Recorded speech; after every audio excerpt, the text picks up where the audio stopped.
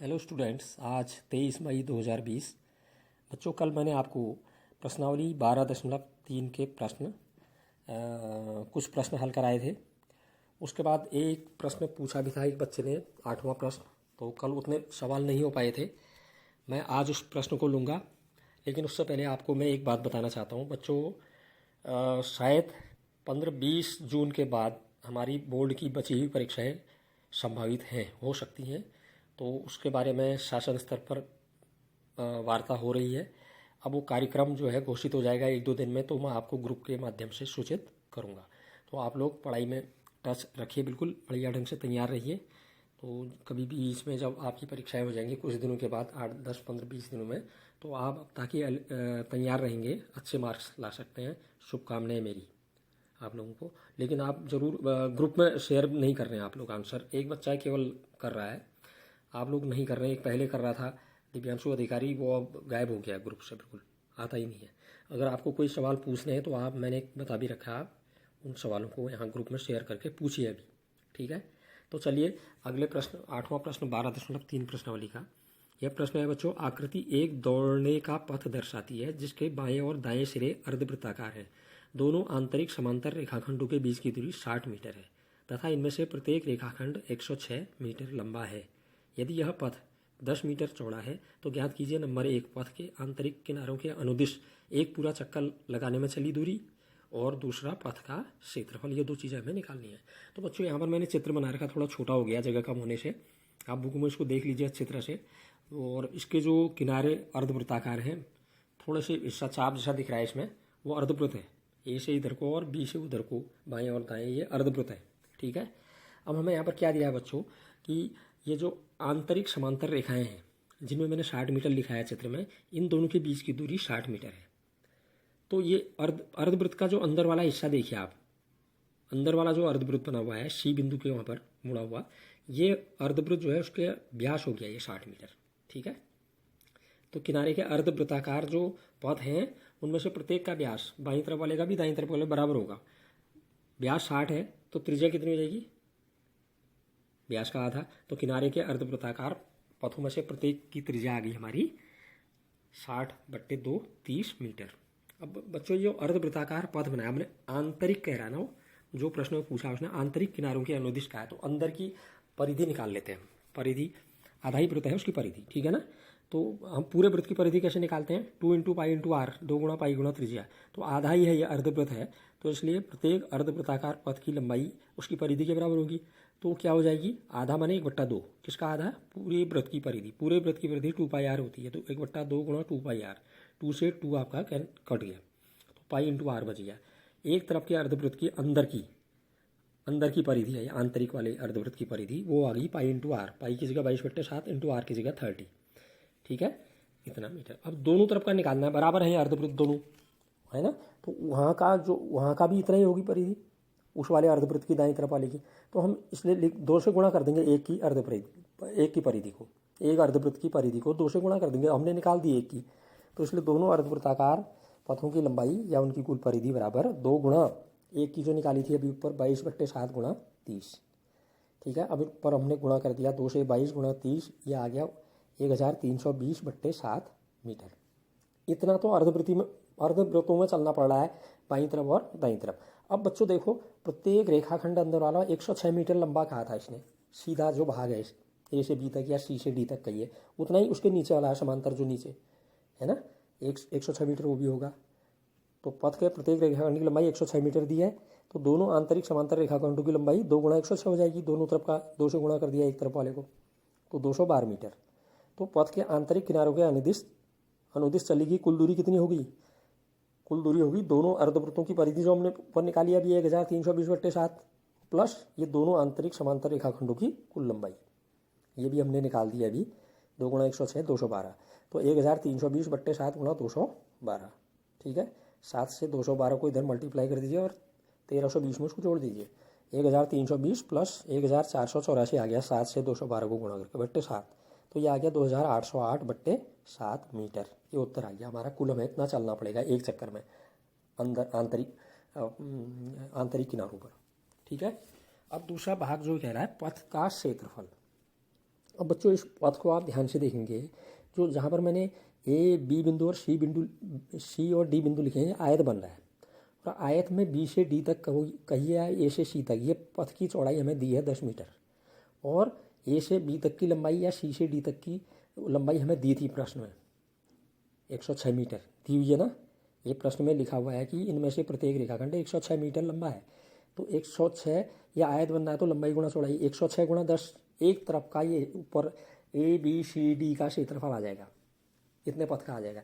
इतना ही क्षेत्रफल नीचे वाले हिस्से का भी होगा जो आयत नीचे बन रहा है, उनका नाम मैंने कुछ नहीं लिखा है ना। तो एक तरफ का आयत का क्षेत्रफल निकालेंगे, 2 से मल्टीप्लाई करेंगे तो नीचे वाले आयत और ऊपर वाले आयतकार हिस्से का पथ का क्षेत्रफल निकल जाएगा।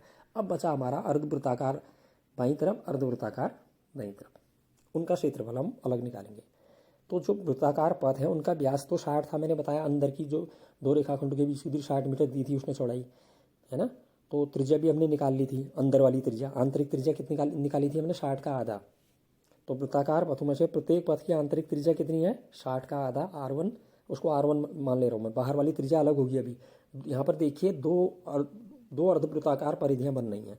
एक अंदर वाली बन रही है जो सी से नीचे को मोड़ रखी मैंने, एक ए से बाहर को मोड़ रही है वो। तो दो अर्धवृत्त बन रहे हैं ना ये। तो अंदर वाले की त्रिज्या आंतरिक त्रिज्या कह देंगे हम, उसको R1 कह देंगे। बाहर वाली त्रिज्या बाह्य त्रिज्या कह देंगे, उसको R2 कह देंगे। ठीक। तो आंतरिक त्रिज्या तो होगी 60 की आधी, 60 का आधा, 60 का आधा 30 मीटर। ठीक। और पथ की चौड़ाई कितनी दी है हमें? 10 मीटर। तो ए से सी तक की डिस्टेंस और जोड़ दो अंदर वाली त्रिज्या में। अंदर वाली त्रिज्या जो आई है 30, तो ए से सी तक की दूरी 10 मीटर और जोड़ दो। 30 × 10 40 मीटर। ये क्या आ जाएगी? प्रत्येक वृत्ताकार पथ की बाह्य त्रिज्या, उसको हम R2 कहते हैं, R2। ठीक। अब हम प्रत्येक अर्धवृत्ताकार भाग का बाह्य क्षेत्रफल पहले निकाल लेते हैं बाहरी त्रिज्या से। पूरे वृत्त का क्षेत्रफल क्या होता है? पाई आर। पूरे वृत्त का तो हो गया आपका πr², लेकिन हम केवल अर्धवृत्त का निकाल रहे हैं तो πr² का आधा कर देंगे बट्टे 2। ठीक है। अब हम पहले बाह्य अर्धवृत्ताकार भाग का बाह्य क्षेत्रफल निकाल लें, बाहर वाले अर्धवृत्त का क्षेत्रफल। ए से नीचे को जो लाइन मुड़ी हुई है ये अर्धवृत्त, ठीक है। एक तरफ का ही निकाल लें हम, दूसरे का तरफ का निकालने की जरूरत नहीं है। एक तरफ का निकाल लेंगे तो हम उसको 2 से मल्टीप्लाई कर लेंगे बाद में। तो प्रत्येक अर्धवृत्ताकार भाग का बाह्य क्षेत्रफल, उसके लिए बाह्य त्रिज्या लेनी पड़ेगी। बाह्य त्रिज्या में ऊपर हमने R2 मानी है जो 40 है। ठीक है। तो पाई गुणा R2 का स्क्वायर बट्टे 2, पाई गुणा R2 की जगह 40 का स्क्वायर बट्टे 2, इतना वर्ग मीटर। अब आंतरिक अर्धवृत्त का क्षेत्रफल निकालेंगे तो प्रत्येक अर्धवृत्ताकार भाग का आंतरिक क्षेत्रफल क्या आ जाएगा? उसके लिए आंतरिक त्रिज्या 30 लिख देंगे, वो भी आधा ही वृत्त है। पाई R1² बट्टे 2, R1 उसकी त्रिज्या मान रखी है हमने, लिखा है R1 30 पहले।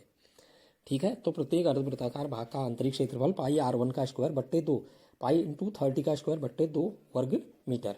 अब हम क्या करेंगे, जो बाह्य क्षेत्रफल है उस बाह्य क्षेत्रफल में से, बाह्य अर्धवृत्त के क्षेत्रफल में से आंतरिक अर्धवृत्त के क्षेत्रफल को घटा देंगे तो हमारा केवल पथ वाला भाग का क्षेत्रफल निकल जाएगा। जो अर्धवृत्ताकार पथ है बलय के रूप में, उसका क्षेत्रफल हमारा निकल जाएगा। ठीक है। तो प्रत्येक अर्धवृत्ताकार पथ का क्षेत्रफल क्या हो जाएगा? पाई R2² बट्टे 2 में से पाई R1² बट्टे 2 को माइनस कर देंगे। वो कितना आया था हमारा? पाई R2² बट्टे 2, पाई × 40 का स्क्वायर बट्टे 2 माइनस पाई R1² बट्टे 2 कितना आया था? पाई × 30² बट्टे 2। अब पाई बट्टे 2 दोनों में आ रहा है, देखिए कॉमन ले लीजिए।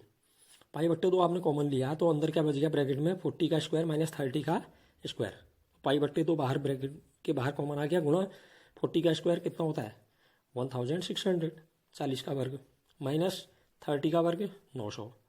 तो पाई बट्टे 2 गुणा 1600 में से आपका 900 घट गया, 1600 में से 900 घटा दिया 700। पाई बट्टे 2 गुणा 700 वर्ग मीटर। ये क्या आया है? एक तरफ के अर्धवृत्ताकार पथ का क्षेत्रफल। अब इस साइड भी है, दाएं तरफ भी ऐसा ही अर्धवृत्त है सेम, तो 2 से इस क्षेत्रफल को गुणा कर देंगे तो दोनों अर्धवृत्ताकार पथों का क्षेत्रफल हमारा निकल जाएगा। तो इसलिए दोनों अर्धवृत्ताकार पथों का क्षेत्रफल क्या हो जाएगा? दोनों ओर के अर्धवृत्ताकार पथों का क्षेत्रफल जो अभी निकाला हमने, इसको 2 से मल्टीप्लाई कर दो। 2 गुणा पाई बट्टे 2 गुणा 700, बट्टे के 2 से 2 आपका कट गया। ठीक है। पाई की जगह आप मान रख देते हैं, पाई की जगह 22/7 गुणा 700, बट्टे के 7 से 700 कटा 100 बार, 100 से 22 गुणा कर दो, 2200 वर्ग मीटर। ये क्या आ गया? दोनों ओर के अर्धवृत्ताकार पथों का क्षेत्रफल आ गया। अब हमारे आयताकार हिस्से बचे हैं जो मैंने आगे बताया आपको। ऊपर वाला ABCD ऐसी आयत नीचे भी बना है, देखिए निचले हिस्से में। ठीक है ना। तो पहले वो आयताकार हिस्सा है तो आयत का क्षेत्रफल लंबाई गुणा चौड़ाई होता है। ठीक है ना। तो उसका क्षेत्रफल आप लंबाई गुणा चौड़ाई से निकाल देंगे। आंतरिक तथा बाह्य समांतर रेखाखंडों से बने प्रत्येक आयताकार पथ का क्षेत्रफल लंबाई गुणा चौड़ाई 106 गुणा 10, ठीक है ना। तो ये आ गया 1060 वर्ग मीटर। ये तो एक तरफ का आया। ऐसे ही नीचे वाले का भी होगा तो 2 से इसको मल्टीप्लाई कर देते हैं। इसलिए दोनों ओर के आयताकार पथों का क्षेत्रफल क्या आ जाएगा, 2 गुणा 1060 माने 2120 वर्ग मीटर। अब पथ का कुल क्षेत्रफल क्या हो जाएगा बच्चों, अब क्या करेंगे हम, दोनों अर्धवृत्ताकार पथों का जो क्षेत्रफल आया था वो प्लस दोनों आयताकार पथों का क्षेत्रफल, इनको ऐड कर देंगे। तो इसलिए पथों का कुल क्षेत्रफल वो आया था हमारा जोड़ के 2200 भी निकाला था ऊपर हमने, 2200 2200 प्लस ये आया है 2120, इन दोनों को जोड़ दीजिए, ये हमारा आ गया पथों का कुल क्षेत्रफल 4320 वर्ग मीटर। अब बच्चों प्रश्न संख्या 9 देखिए, इसमें भी हमें चित्र दिया हुआ है। आकृति में ए बी और सी डी केंद्र ओ वाले वृत्त के 2 परस्पर व्यास हैं तथा ओ डी छोटे वृत्त का व्यास है। यदि ओ ए बराबर 7 सेमी है तो छायांकित भाग का क्षेत्रफल ज्ञात कीजिए। आप चित्र में देखिए, इस चित्र में हमें एक वृत्त दिया है, पहले ओ केंद्र वाला बड़ा वृत्त दे रखा है। उस बड़े वृत्त पर 2 हमें व्यास दिए हुए हैं, एक ए बी और एक सी डी, केंद्र से होकर जो एनालिजी है दोनों, और एक ये दोनों व्यास जो हैं एक दूसरे को ओ पर प्रतिच्छेद कर रहे हैं, ठीक है। ओडी क्या है, छोटे वाला वृत्त, एक छोटा वृत्त बनाया देखिए ओडी को व्यास मानकर, ओडी उसका व्यास है, मतलब ओडी जो है बड़े वाले वृत्त की तो त्रिज्या है और छोटे वाले वृत्त के लिए व्यास है। और ओए हमें दिया हुआ है, ओए क्या चीज़ है, ओए भी बड़े वृत्त की त्रिज्या है, जैसे ओडी बड़े वृत्त की त्रिज्या है। बड़े वृत्त की त्रिज्याएं कौन कौन सी हैं इसमें देखिए चित्र में अच्छी तरह, ओए, ओबी, ओडी और ओसी, ये सब की सब इस वृत्त की, बड़े वाले वृत्त की त्रिज्याएं हैं, तो ये बराबर होंगी। तो ओए 7 है तो ओडी भी 7 होगा, ओबी भी 7 होगा, ओसी भी 7 होगा। तो बच्चों चलिए शुरू करते हैं। इस आकृति में मैंने बताया अभी आपको, बड़े वृत्त की त्रिज्या ओए है या ओबी है या ओसी है या ओडी है, सब बराबर होंगी, बराबर 7 सेमी हमें दी है। और जो बड़े वृत्त की त्रिज्या है वो छोटे वृत्त का व्यास है, तो छोटे वृत्त का व्यास ओडी हो गया। ओडी कितना दे रखा है हमें, ओए के बराबर 7 सेमी, तो छोटे वृत्त का व्यास ओडी बराबर भी 7 सेमी हो गया। इसलिए छोटे वृत्त की त्रिज्या क्या हो जाएगी, व्यास की आधी, आर बराबर 7/2 सेमी। अब हमने छायांकित भाग का क्षेत्रफल निकालना है बच्चों। छायांकित कौन कौन सा दिख रहा है इसमें भाग देखिए, एक तो छोटा वाला वृत्त का पूरा क्षेत्रफल, और दूसरा ये अर्धवृत्त में जो अर्धवृत्त हमारा ओ ए सी बी वाला हिस्सा है दाईं तरफ वाला, उसमें जो छायांकित दिख रहे हैं किनारे के हिस्से, वो कैसे निकलेगा वो हिस्सा बताइए आप। पहले पूरे अर्धवृत्त का, ओ ए सी बी अर्धवृत्त का, दाईं तरफ के अर्धवृत्त का क्षेत्रफल निकाल लेंगे, और जो त्रिभुज बन रहा है अंदर उसका क्षेत्रफल निकालेंगे। वो त्रिभुज कैसा होगा आपको मालूम है, अर्धवृत्त पर अगर हम कोई बिंदु लेते हैं, 9th में पढ़ा आपने, अर्धवृत्त पर स्थित कोई भी बिंदु को व्यास के दोनों सिरों से मिलाएं तो इस प्रकार जो त्रिभुज प्राप्त होता है उसे समकोण त्रिभुज कहते हैं। तो एबीसी समकोण त्रिभुज होगा। अर्धवृत्त के क्षेत्रफल में से समकोण त्रिभुज के क्षेत्रफल को हम सब्ट्रैक्ट कर देंगे या घटा देंगे, तो हमें वो छायांकित हिस्से का किनारों का क्षेत्रफल मालूम हो जाएगा। फिर हम अंदर वाले छोटे वृत्त के क्षेत्रफल को इन छायांकित भागों के क्षेत्रफल में जोड़ देंगे, कुल छायांकित भाग का हमें क्षेत्रफल मालूम हो जाएगा। तो सबसे पहले हम छोटे वृत्त की जो त्रिज्या 7/2 आ गई है, उससे छोटे वृत्त का क्षेत्रफल निकाल लेते हैं।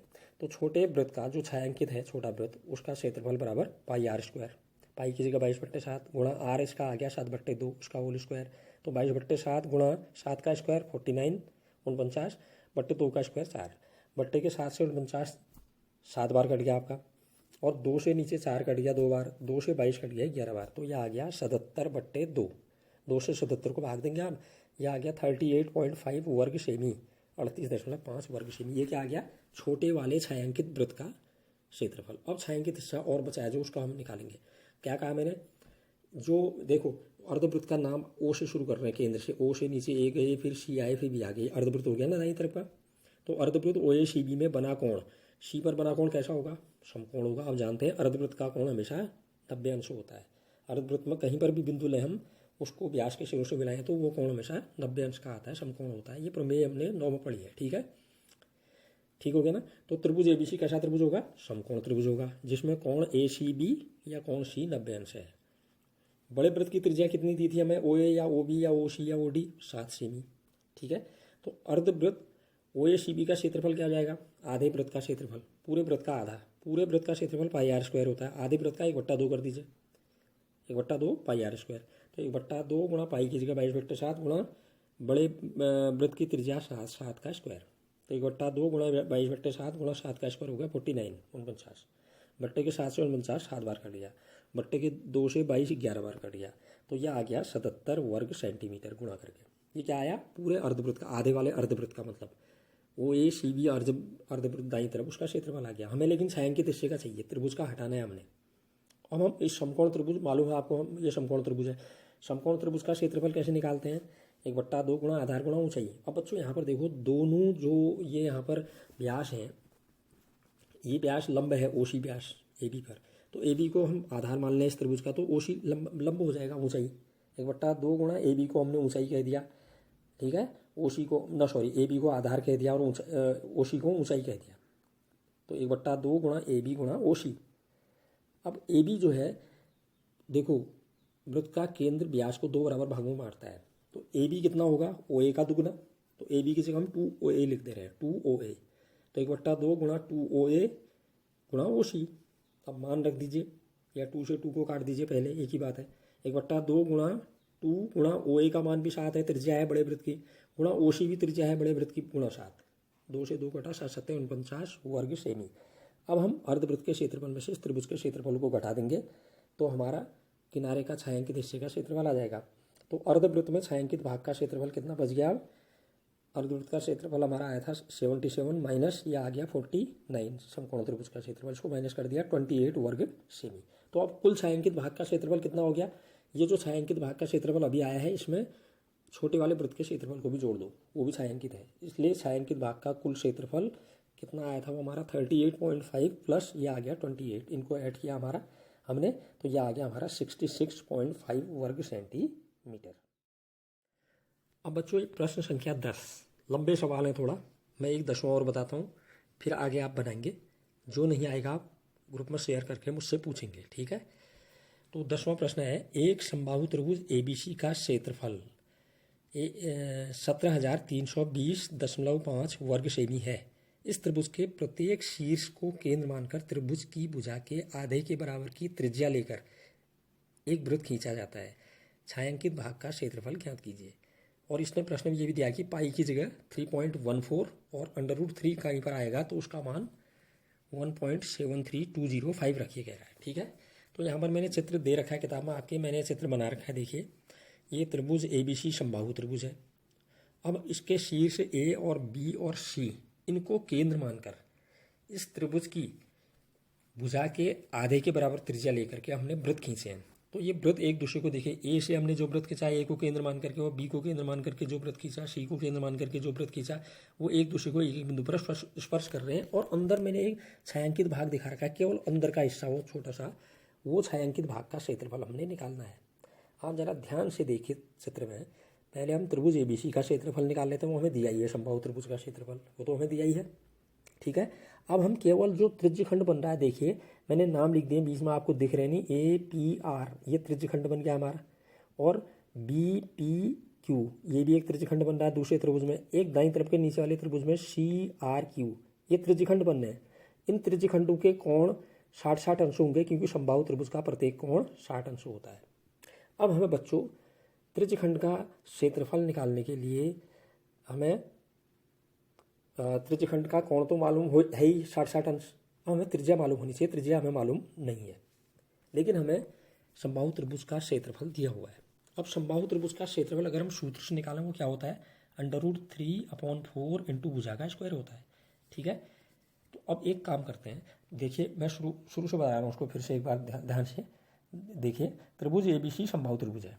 इस समबाहु त्रिभुज के शीर्ष A, B तथा C से त्रिभुज की भुजा के आधे के बराबर त्रिज्या लेकर वृत्त खींचे गए हैं, ठीक है। अर्थात जितने भी 3 वृत्त हैं, जो 3 के 3 वृत्तों की में से प्रत्येक की त्रिज्या बराबर होगी। माना प्रत्येक वृत्त की त्रिज्या को हमने R मान लिया है, ठीक है। पहले वाला जो सबसे ऊपर है A से बनाया वृत्त, उसकी त्रिज्या A से P तक हो गई, ठीक।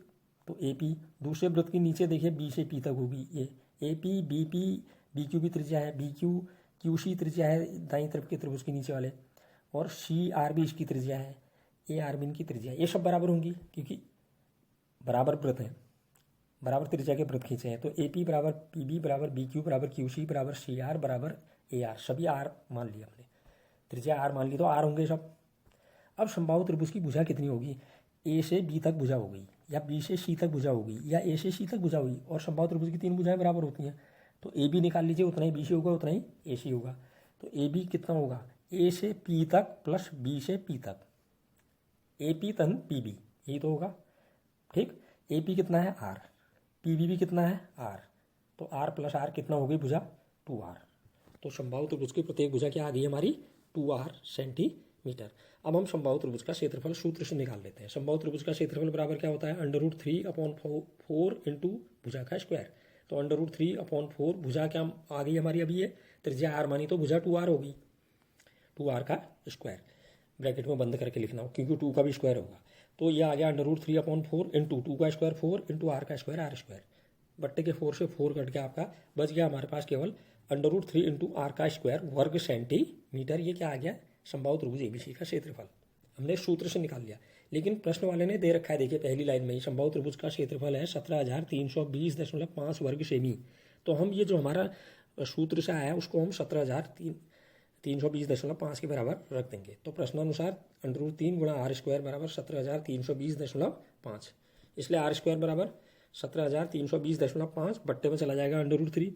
√3 का मान रख दीजिए, हमें प्रश्न में दिया हुआ है √3 बराबर 1.73205। ठीक है, तो ऊपर तो आ गया 17,320.5 बट्टे √3 की जगह 1.73205। अब बच्चों देखो डेसिमल ऊपर भी है डेसिमल नीचे भी है, तो बराबर स्थान पहले अगर डेसिमल होता तो डेसिमल से डेसिमल कट जाता, लेकिन यहाँ बराबर स्थान पहले नहीं है। अंश में देखिए आप, अंत में 5 से पहले दशमलव है, एक स्थान पहले है, और नीचे हर में देखिए 1 2 3 4 5 स्थान पहले है। तो ऊपर भी हमें 5 स्थान पहले, दशमलव के बाद हमें कितने स्थान बनाने पड़ेंगे 5, ऊपर हमारा दशमलव के बाद एक ही स्थान हो रहा 5, तो 4 जीरो बढ़ा देते हैं। दशमलव के बाद कोई संख्या उसके बाद जीरो बढ़ाने में कोई फर्क नहीं पड़ता है, तो 4 जीरो बढ़ा देते हैं ऊपर, किसके बाद 5 के बाद। तो ऊपर भी अब 5 अंक हो जाएंगे दशमलव के बाद, नीचे भी 5 अंक हैं दशमलव, तब दशमलव से दशमलव हट जाएगा। ठीक है, तो ऊपर 5 अगर 4 जीरो बढ़ा देंगे तो ये आ जाएगा हमारा कितना 17320500000। ठीक है, अपॉन में वही रहेगा क्योंकि दशमलव हट गया उसका 1732005। अब आप नीचे से ऊपर संख्या देखिए एक सी है, तो 1,73,205 से 1,73,205 एक बार कट गया, बाकी 4 जीरो बच रहे हैं उसके पीछे, तो यह आ गया 10,000। ठीक है, यह r स्क्वायर बराबर आया, इसलिए r बराबर √10,000। 100 करके 10,000 होता है, तो हम उसको फैक्टर ऐसा भी लिख सकते हैं, r बराबर √ के अंदर 100 × 100 जोड़ा है, 100 × 100 का, एक को बाहर रख दीजिए 100 को, तो इसलिए r बराबर क्या आ गया 100 सेंटीमीटर। अब हमें त्रिज्या मालूम हो गई हर वृत्त की, बराबर ही है वृत्त, तो प्रत्येक वृत्त की त्रिज्या 100 सेंटीमीटर आ गई। ठीक है, अब समबाहु त्रिभुज का प्रत्येक कोण आप जानते हैं कितना होता है 60 अंश। तो बच्चों तीनों वृत्तों द्वारा त्रिभुज से बने त्रिज्यखंडों में से प्रत्येक त्रिज्यखंड का कोण थीटा तो हमारा हो गया 60 डिग्री, और प्रत्येक जो त्रिज्यखंड है उसका क्षेत्रफल आपने निकाल ही लिया, कितना आ गया है r का मान 100 सेंटीमीटर। तो इसलिए प्रत्येक त्रिज्यखंड का क्षेत्रफल क्या आ जाएगा, हर त्रिज्यखंड का 3 त्रिज्यखंड बन रहे हैं, एक का निकाल ले रहे हैं हम, प्रत्येक त्रिज्यखंड का क्षेत्रफल का फार्मूला θ/360 इंटू πr²। तो थीटा की जगह 60 डिग्री अपॉन 360 इंटू पाई की जगह 3.14 रखना है, कहा था प्रश्न में दिया है, वही रख दिया 3.14 इंटू 100 का स्क्वायर, त्रिज्या r 100 आई थी। तो अब यहाँ 60 से 61 बार, 60 से 360 6 बार कट गया, 1/6 गुणा 3.14 इंटू 100 इंटू 100, 100 का स्क्वायर यही हुआ, 10,000 भी लिख सकते हैं आप सीधे। तो अब यह क्या आया बच्चों, अब हमने पहले ऊपर 3.14 को 100 से गुणा किया तो 314 हो गया, दशमलव 2 स्थान आगे बढ़ा। अब 314 से फिर 100 को गुणा किया तो 2 जीरो और आगे 314 के पीछे। ठीक है, 31,400/6, 2 से कट जा रहा है ऊपर नीचे, 2 से 6 कट गया 3 बार, 2 से ऊपर कट गया ये 15,700 बार। तो यह आ गया एक त्रिज्यखंड का क्षेत्रफल 15,700/3 वर्ग सेंटीमीटर, एक त्रिज्यखंड का आया। कितने त्रिज्यखंड बन रहे हैं, 3 कोनों में 3 वृत्तों से 3 बन रहे हैं, तो इसलिए तीनों त्रिज्यखंडों का क्षेत्रफल इस एक त्रिज्यखंड के क्षेत्रफल को 3 से गुणा कर देंगे, तो 3 गुणा 15,700/3, 3 से 3 कटा आपका, तो तीनों त्रिज्यखंडों का क्षेत्रफल आ गया हमारा 15,700 वर्ग सेमी। हमने केवल अंदर का छायांकित भाग का क्षेत्रफल बताना था, तो पूरे त्रिभुज के क्षेत्रफल में से पूरे त्रिभुज के क्षेत्रफल में, समबाहु त्रिभुज के क्षेत्रफल में से इन 3 त्रिज्यखंडों के क्षेत्रफल को सब्ट्रैक्ट कर दीजिए, घटा दीजिए। तो इसलिए 6 अंकित भाग का क्षेत्रफल बराबर क्या आ जाएगा, त्रिभुज का क्षेत्रफल माइनस तीनों त्रिज्यखंडों का क्षेत्रफल। तो 6 अंकित भाग का क्षेत्रफल बराबर समबाहु त्रिभुज का क्षेत्रफल तो आपको शुरू में दिया ही है प्रश्न में, 17,320.5 माइनस अभी जो हमने तीनों त्रिज्यखंडों का क्षेत्रफल निकाला है वो कितना है, माइनस 15,700। इसको घटा दीजिए तो ये आ गया आपका घटा के 1,620.5 वर्ग सेंटीमीटर। अब बच्चों आप प्रश्न बनाइए, मैंने गृह कार्य हेतु सवेरे कुछ प्रश्न दिए हैं, उनको भी हल करके भेजिए। और अधिकतर बच्चे पार्टिसिपेट नहीं कर रहे हैं बच्चों, अब एग्ज़ाम जल्दी होने हैं, जो जिनके 10th के बोर्ड की परीक्षा बची हैं, तो आप लोग अलर्ट रहिए, तैयार रहिए, मेहनत कीजिए। All the best. और 9th से 10th में जो बच्चे आए हैं वो 5वें चैप्टर तक के सवाल अच्छी तरह हल कीजिए, और कोई प्रश्न पूछना है तो आप ग्रुप में शेयर करके अवश्य पूछिए।